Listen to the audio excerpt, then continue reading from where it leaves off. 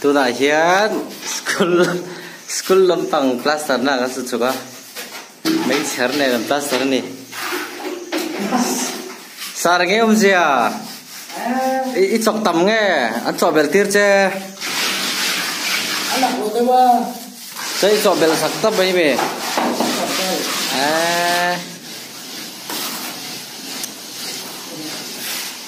cái đó làm lâu nó phun nào chân bồi tháp pháp mà